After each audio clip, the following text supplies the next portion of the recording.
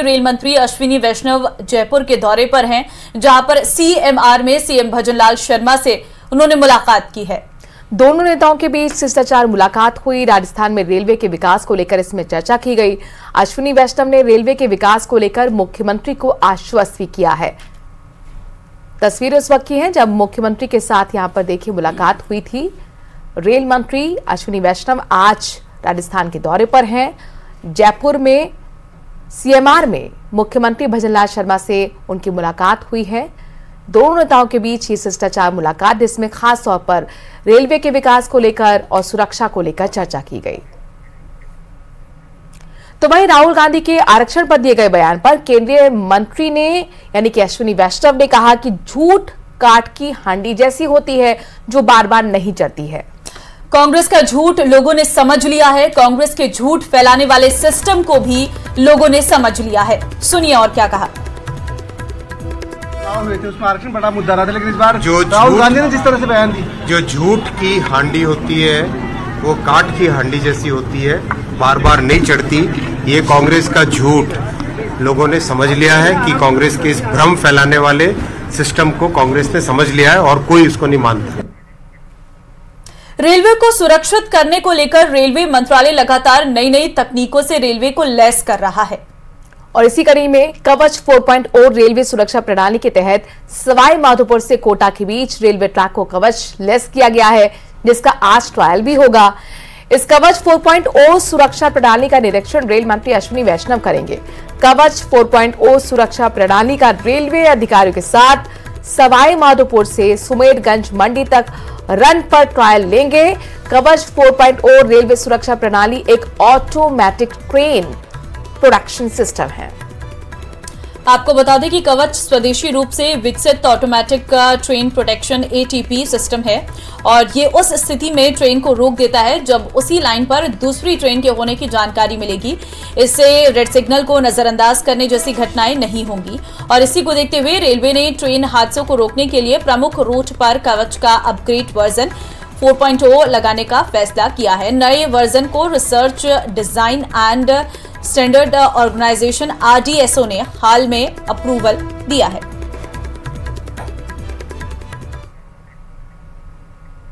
तो वहीं केंद्रीय कानून मंत्री अर्जुन राम मेघवाल आज बीकानेर दौरे पर रहे। इस दौरान राहुल गांधी के PM मोदी पर दिए गए बयान को लेकर पलटवार किया।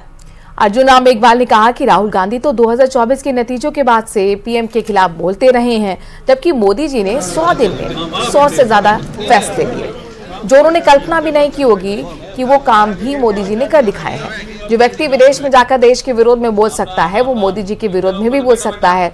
तो वहीं हरियाणा से कांग्रेस सांसद कुमारी सैलजा को लेकर कहा कि कांग्रेस खुद ही सैलजा जी का अपमान कर रही है। ये जो 2024 का रिजल्ट आया तब से ही बोल रहे हैं, वो उनके समझ में आता नहीं है या वो समझना चाहते नहीं। 100 दिन में 100 से ज्यादा निर्णय कर दिए मोदी जी ने। जो काम वो कभी कल्पना भी नहीं कर सकते वो काम मोदी जी ने निर्णय कर दिए। बहुत मजबूत सरकार है जी। उनको बोलने तो उनका, क्योंकि वो तो अमेरिका में जाकर के भी भारत के विरोध में बोल के आए हैं। जो आदमी भारत के विरोध में बोल सकता है, मोदी जी के विरोध में बोलने का उनका तो स्वभाव ही बन गया ना। वो देखते ही नहीं है कि क्या बोल रहा हूं, बस मोदी जी के विरोध में बोलना है। अब खबर जयपुर से है, जहां बरसात के बाद बदहाल हुए शहर के हालात में सुधार के लिए कांग्रेस ने नगर निगम स्तर पर जयपुर में विरोध प्रदर्शन शुरू कर दिया है। नगर निगम ग्रेटर मुख्यालय में आयुक्त के घेराव के बाद अब कांग्रेस वार्ड वाइज विरोध करेगी। राजधानी में खराब सीवर, बंद हुई रोड लाइट और टूटी सड़कों को लेकर ग्रेटर नगर निगम में नेता प्रतिपक्ष राजीव चौधरी ने घेराव कर प्रतीकात्मक अर्थी रखकर प्रदर्शन किया। अब नेता प्रतिपक्ष की ओर से चेतावनी दी गई है कि राजधानी में अगर जल्दी हालात में सुधार नहीं हुए तो यह आंदोलन घर घर तक जाएगा।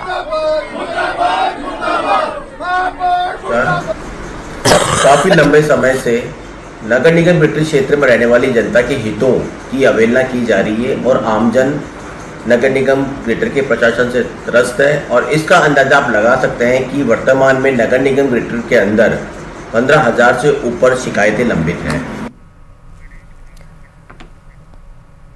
अजमेर में भारी बारिश के बाद अब इसके साइड इफेक्ट भी देखने को मिल रहे हैं। एस्केप चैनल सी छोड़े जाने वाला पानी अब बंद हो गया है, जिसके कारण उसमें हजारों की संख्या में मछलियों की मौत हो गई है। इसके चलते गंदगी और दुर्गंध से लोगों का रहना मुश्किल हो रहा है। आसपास के दुकानदार हो या फिर मकान में रहने वाले लोग सभी इस बदबू से खासे परेशान हैं और उचित कार्रवाई की मांग कर रहे हैं।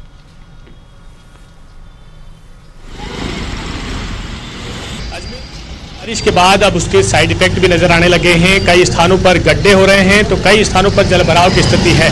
वहीं ब्रह्मपुरी इलाके में हो या फिर बजरंगगढ़ इलाके में एस्केप चैनल से छोड़े जाने वाला पानी जो है पिछले लंबे समय से बंद कर दिया गया। अब उसकी वजह से जो मछलियां हैं वो लगातार बढ़ रही है और इस मछलियों के मरने के कारण जो नाले हैं उसमें गंदगी हो रही है और गंदगी के चलते कई स्थानों पर जो है दुर्गंध यहाँ पर फैल रही है। लोगों को अपने मुंह पर कपड़ा बांधकर निकलना पड़ रहा है और कई जो लोग हैं वो जो है खासे परेशान हैं। स्थानीय लोग हमारे साथ हैं, मंदिर में जो आते हैं वो लोग हमारे साथ हैं, इनसे जानते हैं, इनसे सुनते हैं किस तरह की समस्या है। माता जी, आप यहाँ आसपास में रहती हैं, मंदिर में भी आती हैं, क्या स्थिति है यहाँ की और किस तरह से आप बचाव कर रहे हैं? यहाँ मंदिर है अपना, इस मंदिर में इतनी परेशानी हो रही है, औरतों ने आना बंद कर दिया। इतनी बदबू है कि अगरबत्ती के झुंड जला रहे हैं ना, उसके बाद में भी कोई असर नहीं हो रहा है।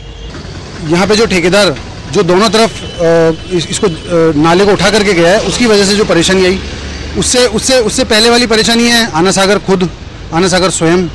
उसके बाद ये नाले के अंदर आसपास के होटल वाले आए दिन कचरा पटक देते हैं, नाले का भराव उससे हो जाता है और उससे परेशानी सबसे ज़्यादा बदबू की है। अब जब से इन्होंने पानी पहले तो इतना छोड़ दिया और पानी है तो धीरे धीरे करके इसको छोड़ दे, और या नहीं तो जो इन्होंने गेट खोल रखे थे इस पे तो जाली लगाते। तो लगातार जो है वो मछलियां मर रही हैं। आना सागर झील से जब पानी छोड़ा गया उसके बाद पानी को बंद कर दिया गया तो बजरंगगढ़, ब्रह्मपुरी, कालाबाग के साथ साथ जो निचले इलाके हैं उसमें मछलियों का जो है मरने का सिलसिला है और उसके कारण हो रही बदबू से दुकानदार हो, मकान मालिक हो और आसपास के चलने वाले लोग हैं वो खासे परेशान हैं। और स्थानीय प्रशासन, नगर निगम हो चाहे स्थानीय प्रशासन हो, उनसे मांग कर रहे हैं कि जल्द से जल्द मछलियों को निकालने की कार्रवाई की जाए जिससे कि वह सुकून भरी जिंदगी जी सके। कैमरा पर्सन कुशल सिंह के साथ अशोक सिंह, न्यूज़ 18 अजमेर। और चलिए आपको सीधे दिल्ली लिए चलते हैं। 10वां सीपीए भारत प्रक्षेत्र सम्मेलन है। लोकसभा अध्यक्ष ओम बिरला क्या कह रहे हैं, सुन बात है।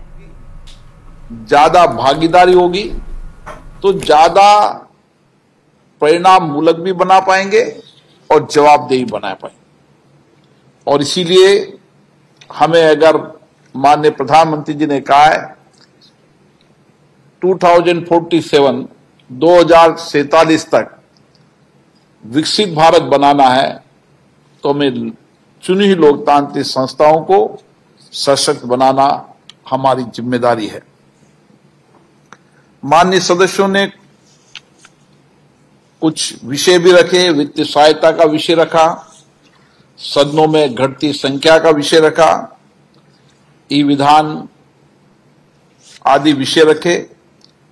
इसके लिए हम पीठासीन अधिकारी सम्मेलन में भी चर्चा करेंगे और जहां जहां आवश्यक होगी वहां पर उपयुक्त मंच पर इसकी चर्चा की जाएगी ताकि एक सर्वमान्य समाधान निकाल सके और इन संस्थाओं को और विश्वास भरोसा जनता का बढ़े, इसके लिए कारगर योजना बना सके। इसी के साथ मेरा मानना यह है कि हमने जो चर्चा की थी कि हम किस तरीके से अपने अपने राज्यों के अंदर जो वहां के बड़े मुद्दे हैं, वहां के सामाजिक मुद्दे हों, ज्वलंत मुद्दे हों और जिससे सामाजिक आर्थिक परिवर्तन किया जा सके, ऐसे मुद्दों पर हम विधानसभा, विधान परिषद में भी चर्चा हो और आवश्यक होने पर लोकतंत्र की संस्थाएं, पंचायत, नगरीय पालिका, नगरीय क्षेत्रों के चुनी संस्थाओं में भी चर्चा हो ताकि उन मुद्दों का एक परिणाम निकाल सके, उनका समाधान निकाल सके। क्योंकि लोकतंत्र में जितनी चर्चा संवाद होती है, सहमति असहमति हमारी लोकतंत्र की ताकत है, लेकिन लोकतंत्र में चर्चा, संवाद, सहमति, असहमति यही भारत के लोकतंत्र की ताकत है। और इस 75 वर्ष की यात्रा में हमने इसी चर्चा, संवाद, सहमति, असहमति से देश को आगे बढ़ाया है। और इसीलिए उन मुद्दों पर चर्चा होगी तो अच्छे विचार आएंगे, अच्छे अनुभव आएंगे और वहां की सरकारों को भी जनता के उन विचारों के, उन अनुभवों का लाभ मिलेगा अपनी नीतियां बनाने में, अपनी कार्य योजना बनाने में। और जो नीतियां, कार्यक्रम, योजना बनाई है उसकी समीक्षा भी अगर करने की जिम्मेदारी विधानमंडल की होती है, मुझे लगता है कि उसको प्रभावी तरीके से हम नीचे तक उन नीतियों, कार्यक्रम, योजनाओं या सामाजिक आर्थिक परिवर्तन में किए गए प्रयासों को हम नीचे। खबर भरतपुर से है। यहां पर बांध के बीचों बीच बसा है कपरौली गांव, जो एक आइलैंड में तब्दील हो चुका है। यहाँ लगभग 80 घर हैं जो अब अजान बांध के पानी से चारों ओर से घिरे हुए हैं। गांव की स्थिति गांव वालों के लिए नया अनुभव लेकर आई है।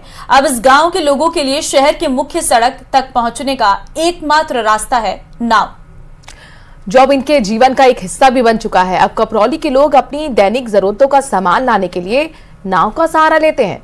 लोगों का कहना है कि उनका ये गांव मुख्यालय से करीब 15 किलोमीटर दूरी पर है। लोगों को करीब 2 किलोमीटर नाव से सफर करना पड़ता है। और हमारे देश को 77 साल हो गई आजाद हुए।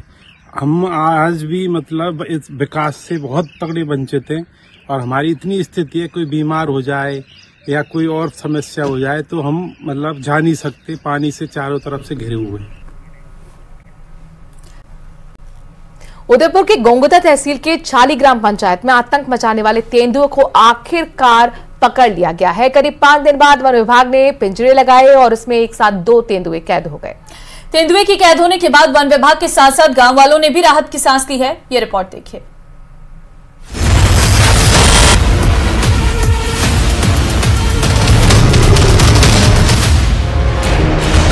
खत्म हुआ आदमखोर तेंदुए का आतंक, वन विभाग को मिली बड़ी सफलता।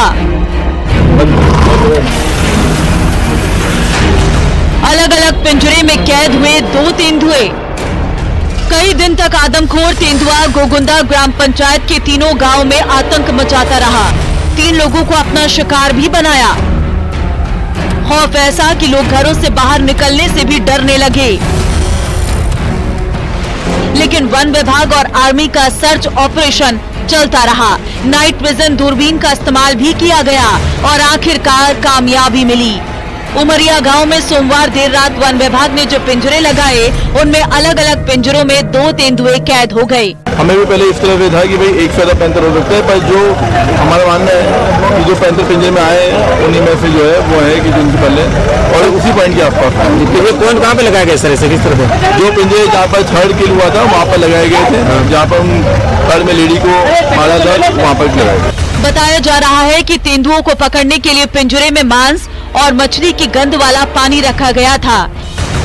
इसे खाने के लिए जैसे ही तेंदुआ पिंजरे में घुसा वो कैद हो गया। सूचना मिलने के बाद गांव वालों ने राहत की सांस ली। गोगुंदा में 5 दिन से 7 टीमों में 60 से अधिक कर्मचारी अधिकारी रात दिन आदमखोर लेपर्ड को तलाशने में जुटे थे। इसके अलावा आर्मी और उदयपुर से वाइल्ड लाइफ की एक अलग टीम सर्च ऑपरेशन में लगी रही। इतने छोटे इंटरवल में 3 व्यक्तियों की जो मृत्यु हुई थी, ये सबके लिए चिंताजनक वो था। इसको काफ़ी मतलब 70-80 लोगों की एक टीम जो है यहाँ पे रेस्क्यू के लिए लगाया गया। इसमें पुलिस प्रशासन और आर्मी की भी काफ़ी सहयोग मिला। इसके अलावा हमारे डीएफओ साहब ने भी काफ़ी मतलब पूरा टीम को यहाँ पे करके स्टेशन रहे, उनको मोटिवेट करते रहे। ग्रामवासियों का भी जो है विशेष तौर पे धन्यवाद देते हैं, क्योंकि लोगों ने इनिशियली तो काफ़ी ये रहा इश्यूज है, बाद में काफ़ी कोऑपरेट किए। दरअसल उमरिया गांव में 20 सितंबर को तेंदुए के हमले में महिला की मौत हो गई थी, जिसके बाद वन विभाग की टीम ने घटना स्थल के आसपास 3 पिंजरे लगाए। यहां लेपर्ड का अधिक मूवमेंट देखने को मिल रहा था, लेकिन वो पिंजरे में नहीं आया। इसके बाद विभाग ने इसी एरिया में 3 पिंजरे और लगा दिए। इनमें से अलग अलग पिंजरे में 2 लेपर्ड कैद हो गए। 4-5 दिन से वन विभाग की टीम और प्रशासन लगातार जो 3 घटनाएं हुई थी उसको पकड़ने के लिए प्रयास कर रहे थे। जगह जगह पिंजरे लगाए गए थे और इसके अतिरिक्त इसके अलावा हमारे ड्रोन के माध्यम से आर्मी की टीम थी, पुलिस की टीम भी इन पैंथर्स को ढूंढ रही थी, क्योंकि टीम पिछले आसपास के जिलों की टीमें भी यहाँ पे उपस्थित थी।